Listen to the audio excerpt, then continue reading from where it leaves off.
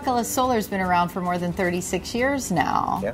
Which is fantastic, especially in a world where it seems like solar is just emerging as the new hip thing. So well, that's true. It's probably a good thing that I started back then because I learned a lot of things in the solar industry that aren't really being taught nowadays. Mostly I started the company to save the world, and hopefully I've made some kind of contribution towards that. I was living in a house that had a solar heater in it, and it was raining and I didn't have any hot water. So I called up the landlord and I asked him, how I could get some hot water, and he told me, no more sun, no more hot water, sun hita.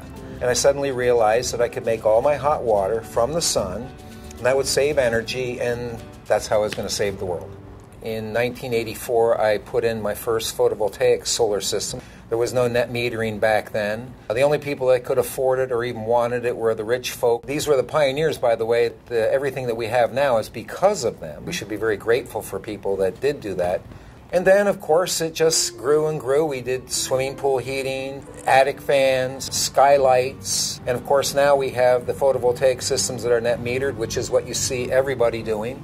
It's been a long journey, but very, very satisfying. And that's one of the things that you hear over and over again. If you're looking at choosing a solar company, you want to pick one that you know is going to still be around 25 years from now. It's the kind of a thing where until somebody really realizes how long 25 years is, most of the newer companies will say, oh yeah, we'll be here and whatnot. But the manufacturers say, well, we'd like to see a copy of the invoice. Well, I don't have a copy of the invoice. I bought it from so-and-so. They're out of business. And not that you wouldn't necessarily get the warranty, but you go through a lot of work and a lot of effort. But with us, it's totally seamless. Longevity is actually very, very important when you're in a business that requires longevity. We have over 11,000 customers now.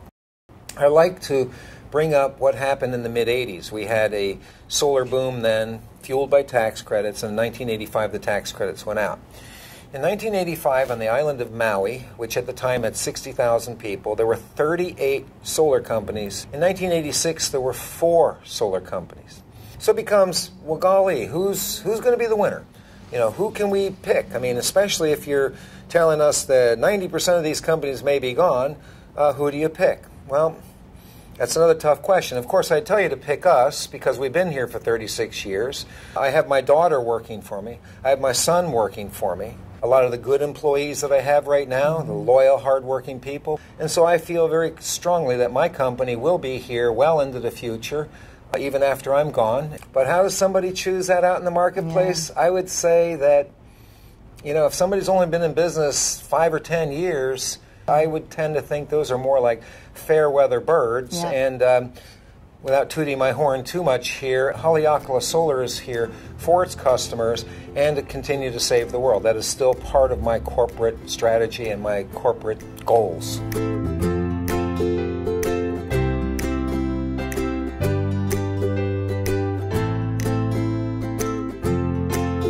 The reason you see so much activity right now is that the cost of electricity continues to go up, cost of PV power continues to go down, and it becomes a compelling decision for a homeowner to decide to go solar.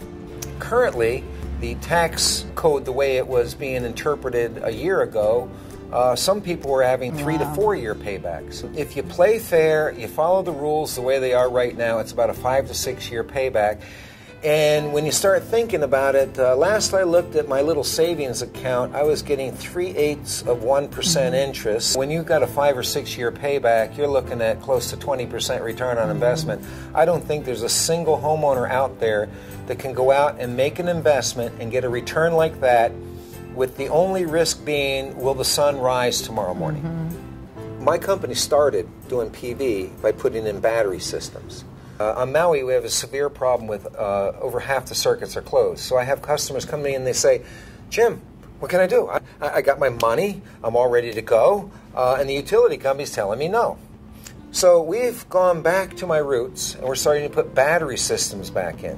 One of the things you're very proud of is that you are a local company in many ways. Well, I've lived here for 45 years, and we have always hired local. We don't put ads in publications and try and bring talent in. We try to take talent that already exists here, or we try to train talent. We believe that those who live here have a love for the land, a love for the environment. We are about customer satisfaction.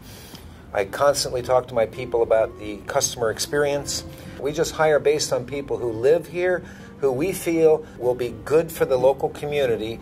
That's how you give good service afterwards. And that's also something we talked about a little bit earlier.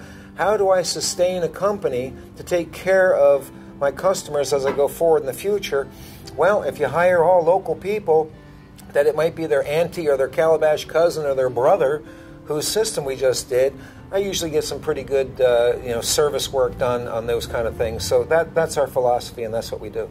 I find it difficult with hot shots that come in from the mainland who may not be here in 2 years to necessarily give the respect to the local population.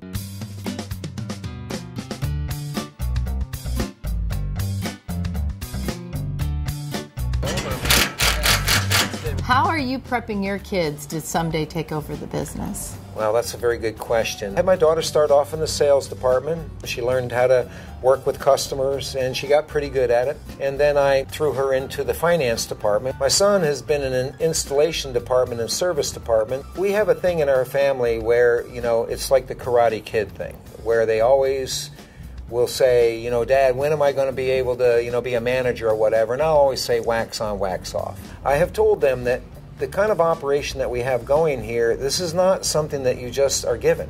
The idea with my children is that they don't realize that when they finally do get their shot at management, they're going to know how that system's installed, how many men it takes, what it should look like when it's done, how to talk to bankers, how to talk to customers.